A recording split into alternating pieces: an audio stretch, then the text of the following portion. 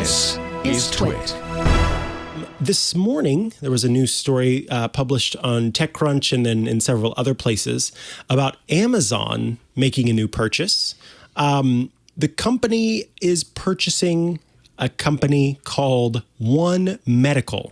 One Medical is basically a kind of medical doctor service where you can get 24/7 on-demand virtual care. You can get appointments in One Medical's offices, and they work with a lot of different insurance companies. So same and next day appointments, video appointments, longer appointments, which is a big thing that I know a lot of people kind of struggle with in your typical medical situations, drop-in lab services so that you can, hop in and get those lab tests done that you need to do. And it is a system that kind of is looking to turn healthcare on its head whenever it comes to kind of primary care. And that's doubled down. Amazon now buying it for $3.9 billion, where Amazon seems to want to continue down its role of offering different having different medical offerings. I think this is what's most interesting is that Amazon at one point bought this company that I absolutely loved. It still is kind of built into the system, but it's called PillPack. And PillPack used to be my pharmacy. And what was cool about PillPack is that you could not only get your prescriptions from your doctor sent to PillPack, but you could also get, if you took vitamins, so for example, I took fish oil and vitamin C or whatever each day, and PillPack would put them into these little compostable packs that had your day and your night medicine, and for each day. So Monday, for a whole month. And so you would kind of unwind your PillPack and tear it off, and you'd have that for the day. And it was just really handy to know I've got the medicine that I'm supposed to take today, the vitamins that I want to take today, and it's all right here. It's all as I need it, and I know that I've done what I needed to do. Amazon bought PillPack and then launched Amazon Pharmacy, and then has also made Amazon Care, which is its on-demand healthcare service. And it's clear, given they just had their ALEXA Live conference, the developer conference, where they showed quite a few different healthcare integrations between ALEXA and the healthcare provider. So I think that this is not a surprise to see Amazon making this purchase of One Medical as it continues to want to offer a medical service to folks who need it. And I wouldn't be surprised if this is eventually rolled into some sort of maybe even like a premium Prime plan where on top of your typical Amazon Prime, you get healthcare. And of course, this comes with loads of caveats because this is Amazon, and Amazon is known as a data gobbler. At the same time, I do want to acknowledge the potential positive that could be provided if folks who can't afford more traditional forms of healthcare would be able to have healthcare in this way. But of course, again, that comes with lots of caveats regarding how much Amazon is using that medical information to market to you and all that kind of stuff. But that aside, I mean, just this morning, I logged on to my healthcare provider, likely the same healthcare provider you have, Jason, and was greeted with some new prompts for a new privacy policy. And the second page was asking me if they could share my information with third parties so that they could market to me. And I thought, what a healthcare group is actually, so what I'm saying here is like, even if you are going with more traditional healthcare, we're, part of a big healthcare program, you're not necessarily any safer. And they may also be doing that. So just as a heads up to my fellow colleagues who are also part of the KP deal, when you log on to the website, you should decline when it asks you if they can give your data out, because that's what it's trying to do, and it's not great. But anyway, back to the story itself. yes, there is a concern because it's Amazon, but I would be interested to see how the company could potentially provide healthcare in a way that is more affordable. And certainly if I didn't have the healthcare plan that I have now, where the pharmacy and all of that is kind of built into one company, I would still be using PillPack as my pharmacy because that was just the way that I did it, and it worked really well, even though it ended up being part of Amazon.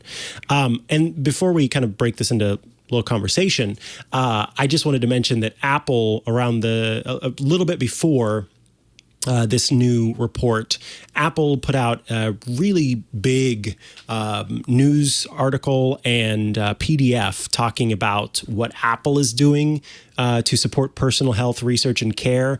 And this guide walks through all sorts of stuff, including how it's making it so that your health data is available all in one place, how the Apple Watch can be an intelligent guardian for users' health by heart health monitoring, mobility monitoring, hearing health monitoring, and safety. So if you fall or something like that, and also if you need to call 911 or whatever your emergency services provider is.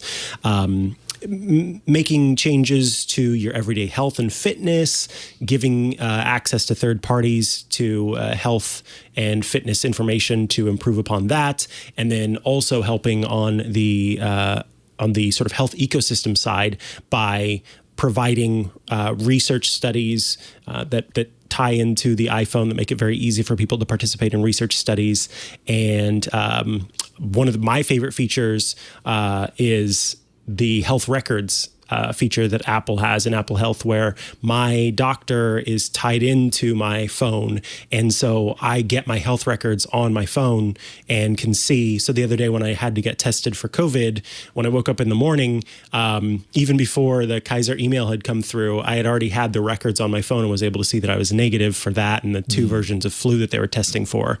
So I love that. But these big tech companies in general are looking at ways to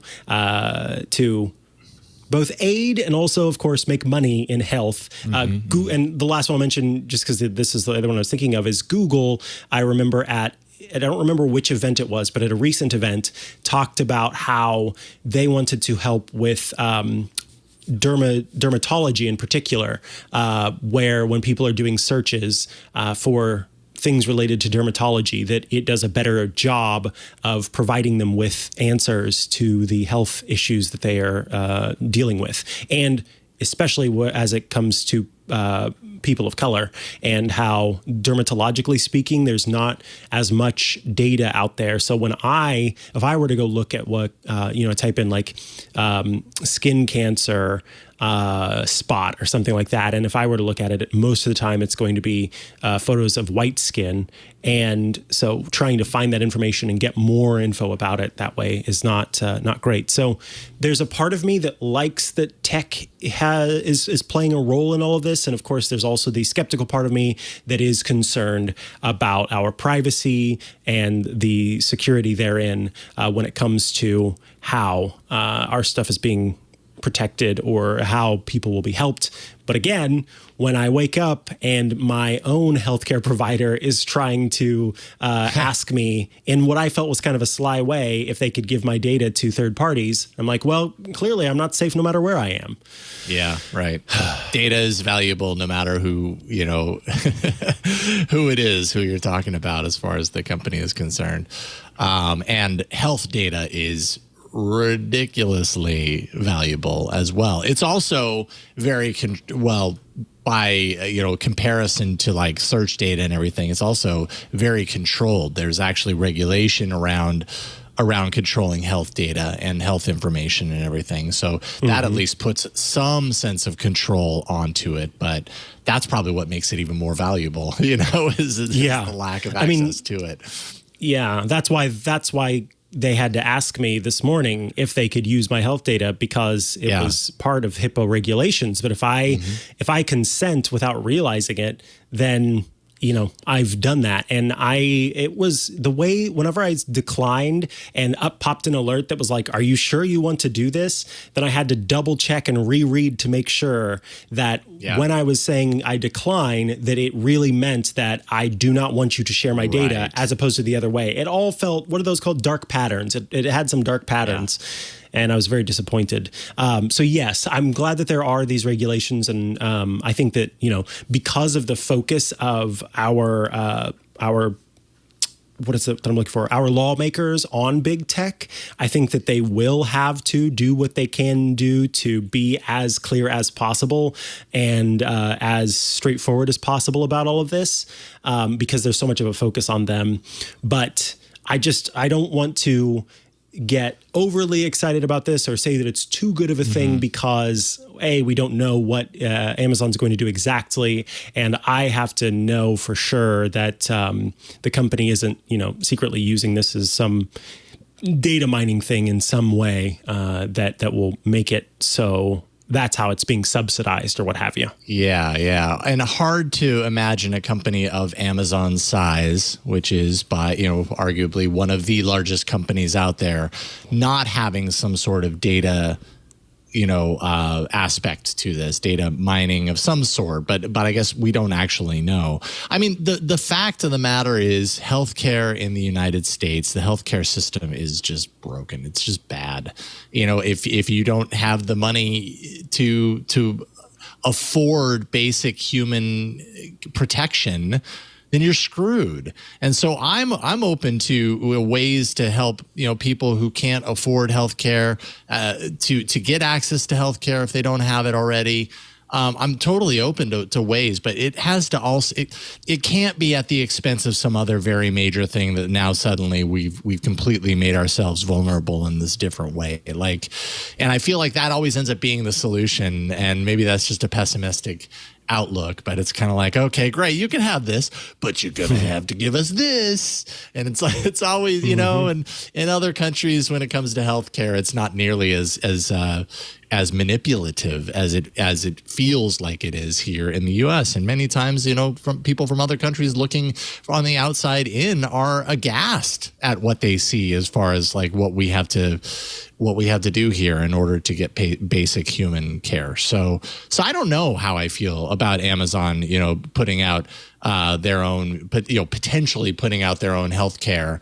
Again, like you, if this is a system that we feel has enough checks in place that we can trust it, and it lowers the barrier so that a lot of other people that might not be able to get that protection can, then I'm all for it. But I guess that remains to be seen. I don't know what this is going to turn into. I see that PillPack is still around, though. Yes. Do you not use it for a particular reason? Like it's still just because if you don't mind me asking. No, that's fine. I have Kaiser, and Kaiser has its own pharmacy, so yeah, it's just, okay, that's go to true. that That's one. true. Yeah, that makes sense. That makes sense. All right. Well, I guess we'll see. I mean, $3.9 billion, that's a pretty penny. So. Quite a hefty. I mean, Amazon, you can acquire my services for $3.9 billion. Yes. And I'll do everything in my power to give you the value that you're looking for. $3.9 billion.